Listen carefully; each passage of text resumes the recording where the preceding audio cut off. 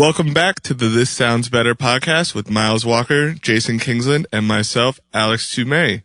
This is episode 4, and today we're going to be talking about metering, referencing, fucking plugins, and, just what we got going on in our lives. So, Miles, what are you recording with today? Well, today, this is the first recording we're all doing in separate locations, so I'm back at my studio, still on my SM7, going through the Apollo Twin, using some console stuff right now. But it's pretty interesting that we're actually linking all together kind of over a Skype feed while multi-track recording our voices and hopefully putting it back together in post. Yeah, I think hopefully is the operative word here. Definitely. There's a lot of hope plug-in involved on this one. Why does recording always involve hope? Hope and dreams. Yeah, I mean, it's really a lot of trust with a computer when you think about it. Like, I am hitting a button and, praying every time I record anything. Jason, what are you recording with today? Today I am getting fancy. I am recording with my new Spectrasonics 101 pre that I just had built in a custom little black box tube limiter into my Antelope Orion. So nice. Humble brag. With the RE20 that has been thrown down a flight of stairs, apparently. Sweet. And on the completely opposite end of the spectrum, I am in an SM58 and my Apollo Twin, and that's it. So, for a little example of what we're recording through and kind of to give you guys an idea of what they all sound like, which, is good when you don't really have the opportunity to be able to mess around with a whole bunch of different mics and a whole bunch of different vocal chains. Can't all humble flex like Jason all the time. Yeah, we can't all be Jason Kingsland. Most people are the good old me with the SM58. Jason, what have you been working on lately? I have got a couple different mixing projects in at the moment. I have just wrapped up a new band from London with some really fantastic musicians, easily some of the best players I've ever recorded. Just mixed an acoustic EP for Courtney Marie Andrews, and I am doing a solo record for a guy named Mike Madison, who's in the Tedeschi Trucks band. Oh, very nice. And that's kind of my vantage on the world at the moment. What about you, Miles? Grizz's new album just came out last week, which was great, and I had good fortune of working on that with Grizz the whole way through. A lot of good stuff there. And also Bulo from Canada. She dropped her new EP, which I was able to do on that too. So very happy about both those. Congrats to her winning Juno for Breakthrough Artist of the Year. What about you, Alex? Hell yeah. So I guess in the last 24 hours, Rico Nasty dropped the Anger Management Project, which I've been working on for the last 2.5 months, which has been, nice. A great process, and I'm happy that it's out and, really proud of the project. And then Little Keed also dropped a single today, so that's been pretty great. It's always nice when more than one project comes out in the same day. Yeah, it's a busy Friday. Yeah, and everybody moved it up for Endgame, which is nice, so I don't have to Nobody wants to compete with those numbers. So I guess today what we're mainly talking about is metering and referencing, which is a question we get all the time. And for each of us, I think we do a lot of different things internally and externally in how we reference our songs based off of our own mixes to ourselves, to other people's mixes, and then with different types of metering and what we're actually listening for. So I guess I'll throw the question to you guys is, what are your favorite plugins for metering and what's some of your favorite hardware? For plugins for the longest time, I was using the Insight bundle, which is part of the Isotope. I think if you get the advanced package, it comes with that too. And it had some good metering because the one thing that I missed in the plugin world that I used to get when I was on the desk a lot was a really nice phase scope. DigiDesign had one, but it stopped working at Pro Tools 11, which blew my mind that they never bothered to make another phase scope. So I was looking for a really good one of those, and I thought the Insight one was pretty good. I also liked the Duro meter from Waves too. That one actually was pretty good for just being able to see RMS peak at the same time. It was pretty nice. I've got a couple different ones I've used. Obviously Insight, Works great. And Insight I like because you can kind of pick a bunch of different scaling for volumes. So if you want to do RMS or LUF or whatever you want, it'll give you all that stuff. Also really dope is SpectraFu. It requires a lot of work to get Pro Tools to interface with it, but that shit is incredible. The amount of power they have with like your, in particular, like frequency metering in SpectraFu is perfect. Tumay? I mean, for me, I literally have been using a few internal references, you know what I mean? As opposed to really relying on plugins to kind of give me what I need. And then other than that, for the most of my career, I've been using just the FGX's RMS meter just to kind of get into the ballpark. Lately, I've been using a lot more metering options and like just kind of across the way instead of having like a final metering solution, like just making sure that through each limiter, through everything that I'm doing, there's some sort of reference point that I'm trying to hit as far as loudness so that when I'm getting to my final like destination, I'm not kind of having to backtrack to be like, okay, I have to make up a lot of volume here, here, and here. Like I know that on my first limiter, I'm trying to look for like negative 14 LUFs. And then like on my next limiter, I'm looking for like this kind of peak. And on my next limiter, I'm looking for this kind of RMS.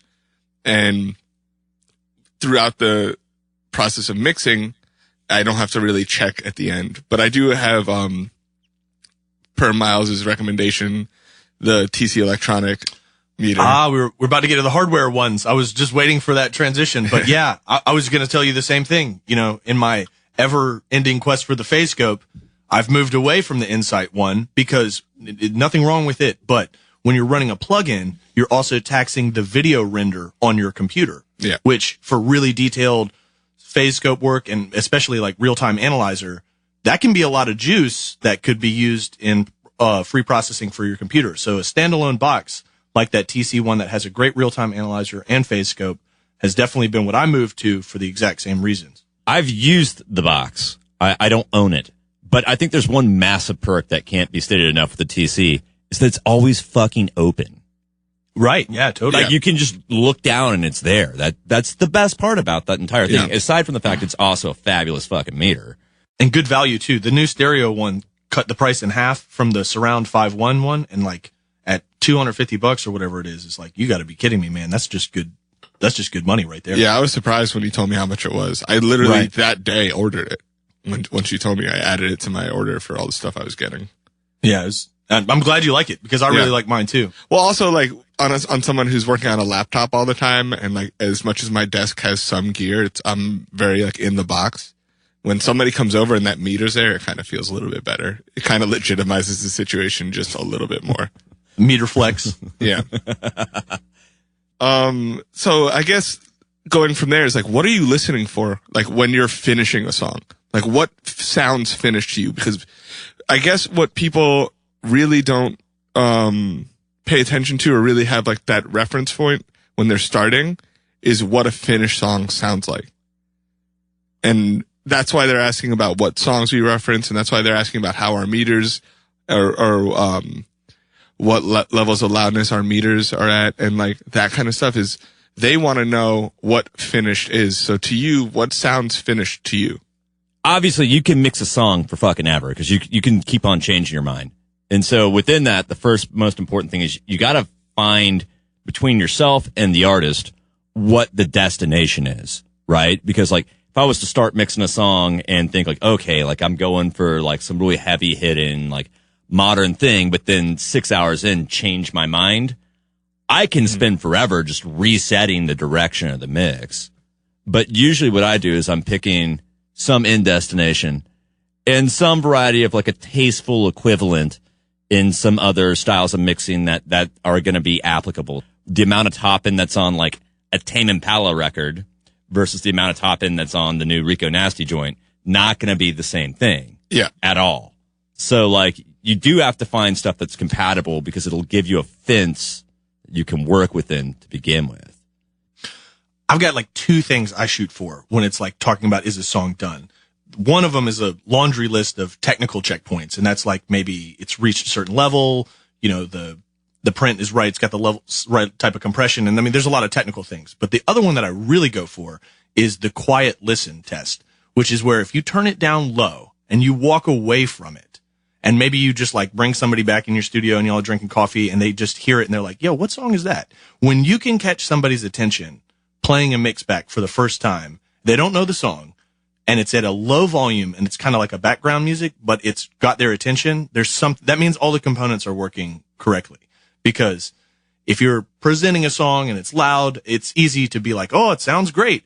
But when it's in the background and it catches the ear and all the elements are working to like get the sentiment of the song across, but it's not anybody's focus until they decide to start listening to it, that's a good indicator that it's probably complete. Are you looking for anything in particular when you're playing it soft? Are you like trying to see like, can I hear the vocal enough? Can I hear the snare enough? Like, is there certain elements you're looking for?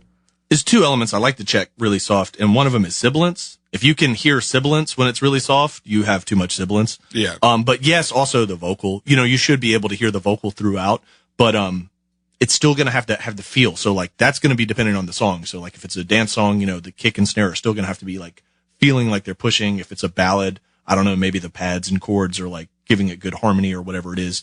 Those little elements can kind of be songwriting dependent. But I do check for some technical stuff, like you said, like about the sibilance and the vocal volume at the low levels too. Totally. I think for me, when it comes to like finishing a mix, I'm checking, my master bus and I'm expanding it as I go, like throughout a mix. So I'm like, okay, I'm at this point in the mix. I think I can, you know, add in some tape saturation, or I can add in this, I can add in that. And so the mix is obviously evolving, but I want to maintain what I liked about the mix from the beginning as I go. And a lot of times you kind of lose that by changing the balance or by adding too much limiting, or like, you know, once you get to a point where it's too loud, you can kind of feel yourself losing a lot of the stuff you liked about a mix. And I think for me is like when I get to the point where it's at a level of loudness that is like industry standard, which is, you know, all over the place now, but let's just say -9 RMS, you know, negative 11, 12 LUFS, something like that. Something that in that ballpark. If it still sounds like the record that I started with, or that the record that I liked myself mixing earlier, then I know I'm in a good place. Then I know I don't need to make any sweeping changes to kind of bring back those elements. But like, for me, I think I got to a point where I was, in the beginning of my career, I was checking against mixes that were out. Then I started checking against my older mixes, you know, either for that artist or in general. And then now I don't really check against any mixes or anything like that. I just want to know, is this where I wanted to be when I started this mix? And I had an endpoint in mind, and I got there, and it kind of like captured whatever emotion I was trying to capture. And then now I'm done. I'm going to send it. And if there needs to be some sort of loudness change, that's fine. But usually, you know, I think the more and more you mix, the less and less you need to check loudness. You know what I mean? Here's a question for you guys. How are you picking your references? Like, are you picking your references relative to the song? Do you have references for like specific things? Like, do you check something for like, this mix has great top end, or you just kind of just listen to the sum total of the song? Like, how are you guys picking references? Well, I'm kind of like what Alex said.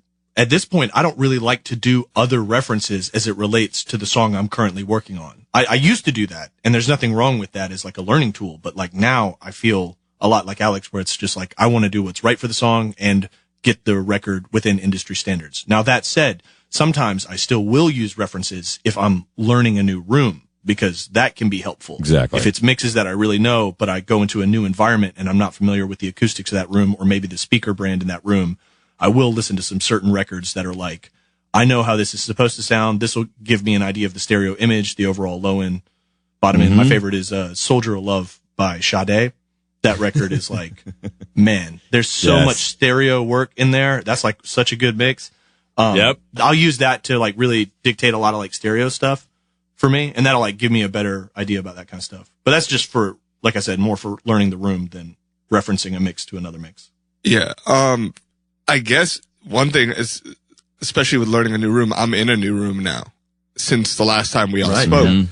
Oh yeah. And my mixes have been coming out wildly different every single one because I'm trying to get used to the room. I'm overcompensating. I'm undercompensating. I'm like, oh, it's too boomy here. So I got to, make sure to double check in my headphones or double check on, just laptop speakers by themselves or, go outside and go for a walk and pop in my earbuds, whatever.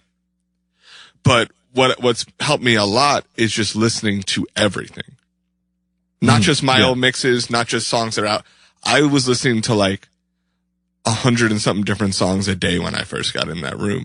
Yep. Just trying to understand exactly why it's different and how, because I've been in a bedroom for so long. You know what I mean? I've been mixing in my bedroom and like that provides its own problems, but there's such a small area for stuff to go wrong. And it's also filled up with stuff, which, actually help the acoustics of the room, where this is a studio that's much bigger, much more open, and it kind of gives a whole different vibe. And like when I first started actually on these Rico songs, are the first songs I mixed in there,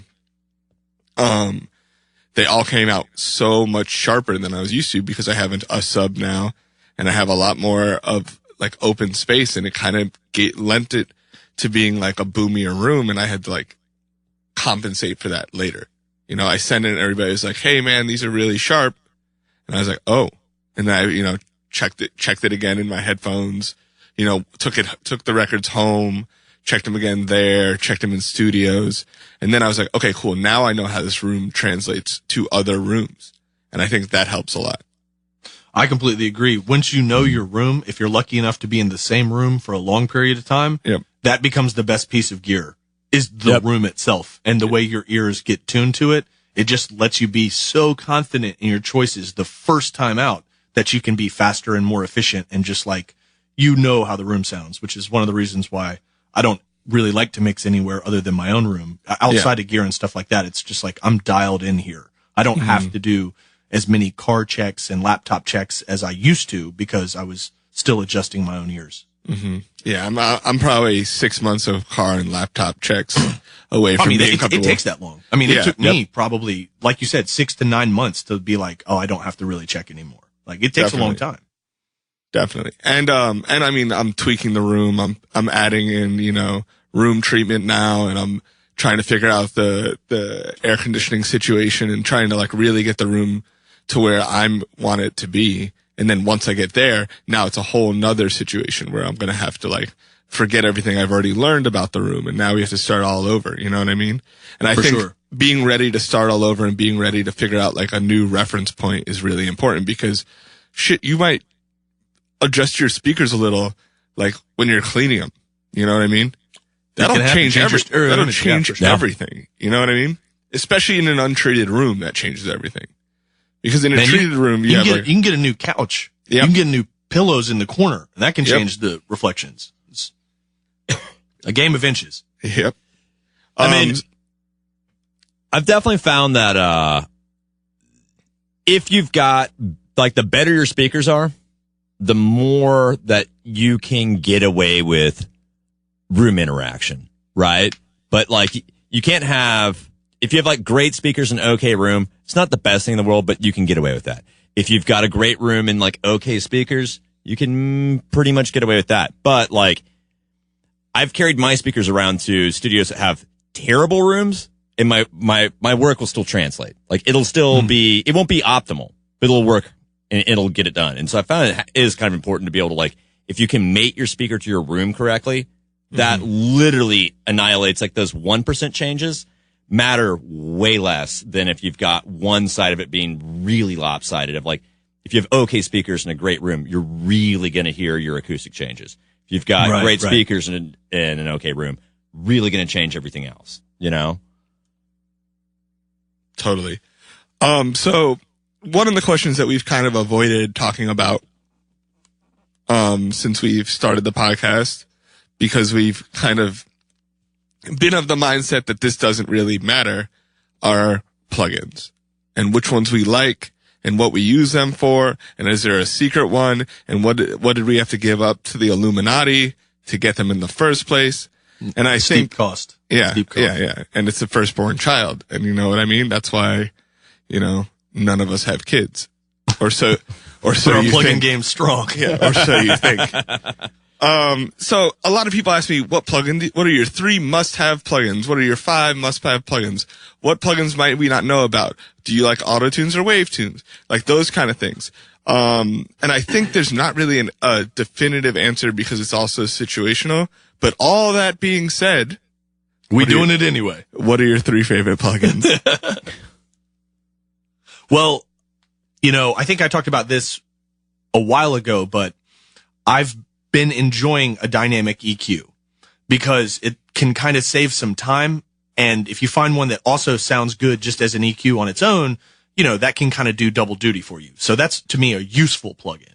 And I know Q3 just came out with that algorithm, and I've always liked the Fab Filter Q stuff, but I'm still pretty stuck on that Sonex dynamic EQ. I think even outside of the dynamic portion, the EQ algorithm is very good and very clean.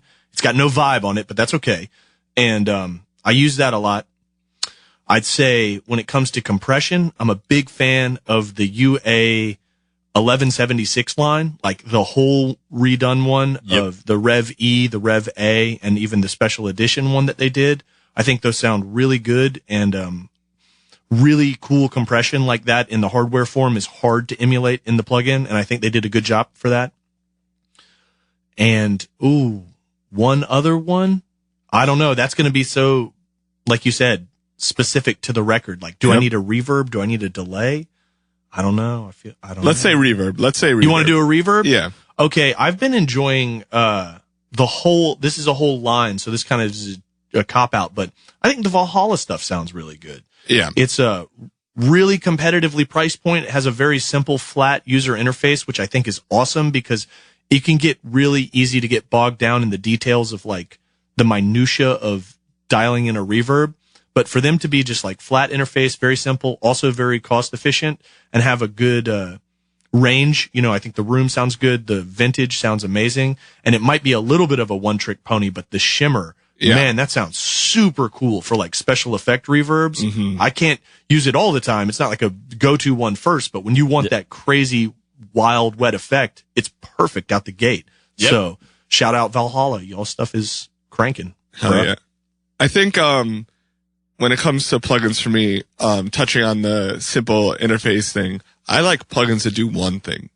Mm-hmm. Yeah, I don't. I'm with you on that. People always ask me about plugins that are like multi-purpose and do 8 different things, and you can pop one on and it kind of like takes care of everything. You know what I mean? Like a set it and forget it type deal. And yes, they sound good, but I think they're limiting, so I don't really use them. So I'm usually like, I'm gonna use the Q3 like you were talking about.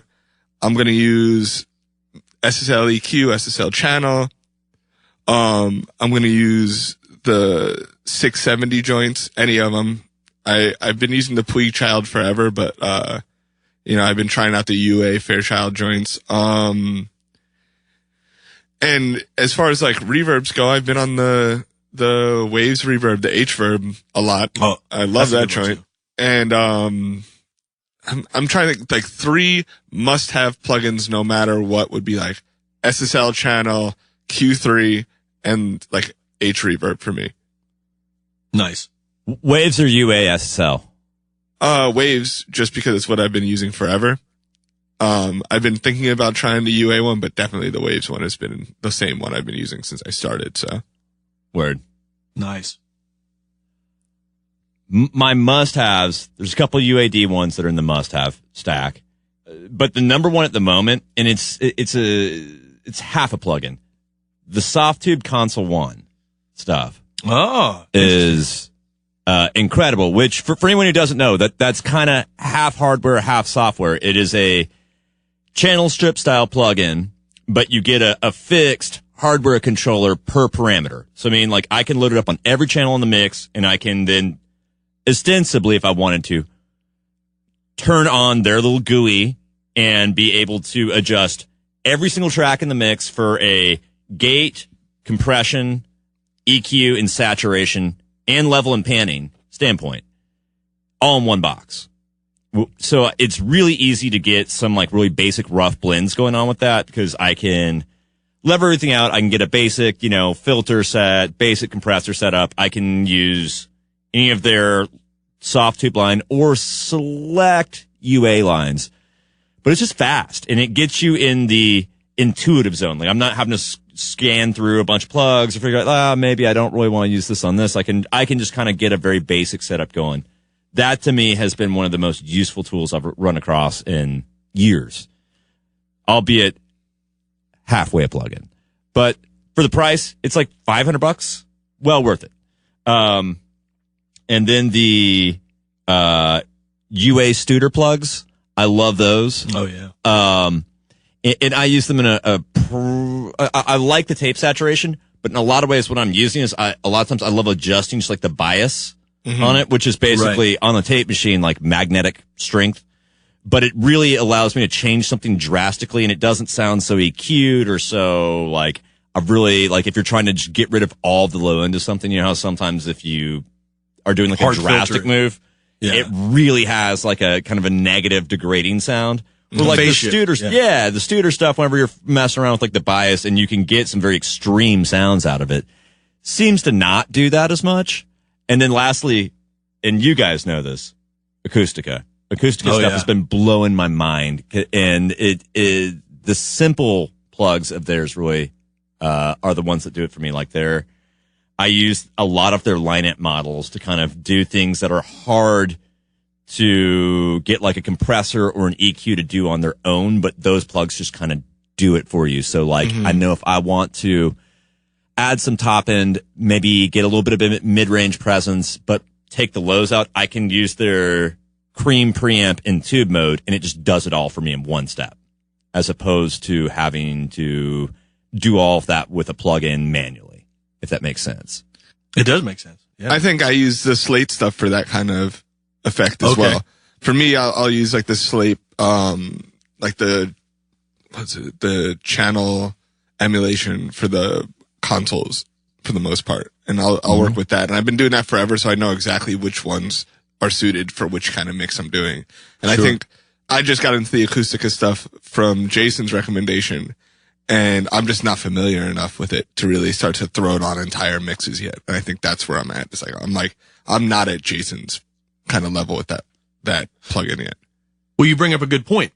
We're talking about all these different plugins that each one of us like and how each one of us use it differently, but we're still going to go to the ones that we're familiar with because we have the understanding of these plugins. And that's something I think, whatever plugins you have out there, it's not about the ones that you don't have. It's about understanding the ones that you do have and how to really make them work for you.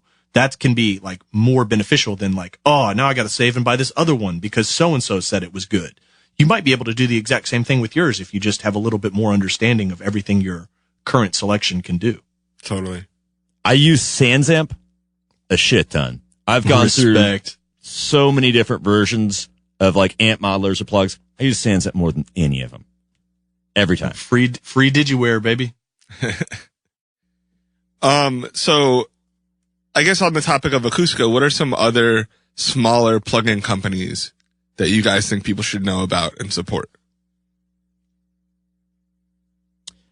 I just came across one last night, actually, because completely contrary to what Miles just said, I am always trying to find something new or some new vantage on something or a new sound or whatever. So like I try a lot of new stuff. And so I was trying something by this company called Pulsar, and they made a Benson Echo Rack plug. I think it's just called the Echo Rack.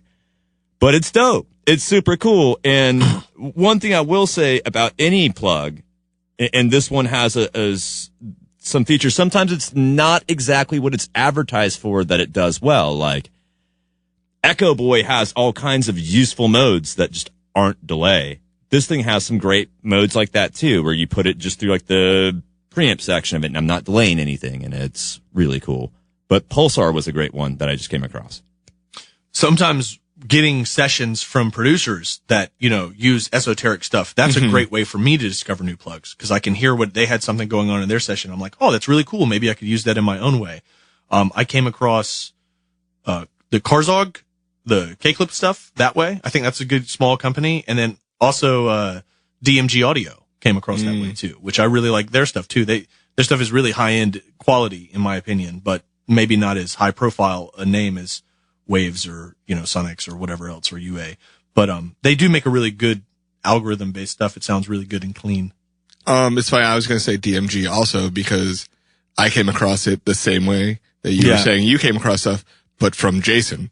I was mixing something Jason produced, and literally, like, I just had to keep buying stuff because I was like, man, I have to match his rough mixes. At minimum, they have to sound as good as Jason's roughs. And I was like, I can't even come close to matching it without just spending like $2,000 on plugins right now. And now you know about DMG audio. And now, honestly, that was one of the better learning experiences I've had in a while. It's a genre I don't normally work in, but also it's like, it was a completely different workflow than I have worked in a really long time, which is kind of awesome. So for the public DMG record, audio, I just hired Alex to mix some songs for me, and he fucking crushed it. And shout out Alex. Thanks, man. That means What's a lot. up? And then one company is not really small, but Sound Toys actually really gives a fuck about what they do. And I think that's super important. Like, I've talked to them about plugins and like developing some stuff and some ideas I've had, and they're always so down to just like talk about what they do and why. And I think that's really awesome, just from like a brand standpoint, to really care about just making something cool. And I think everything they make does something cool. It might not be like one of my most used plugins, but when I use it, it does the job that I need it to use.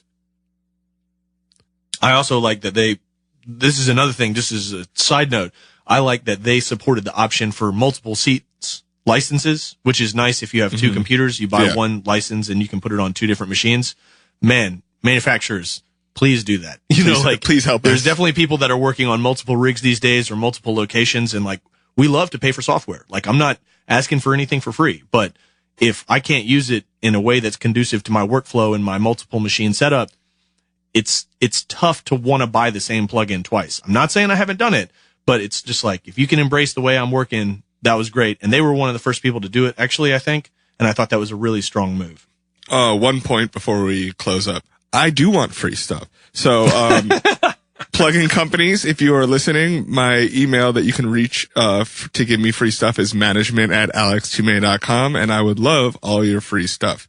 I think that'll do it for us today. This has been the That Sounds Better podcast with Miles Walker, Jason Kingsland, and myself, Alex Tumay. Catch us next week as we go weekly after today for the podcast. Whoa. Way to put the pressure on us.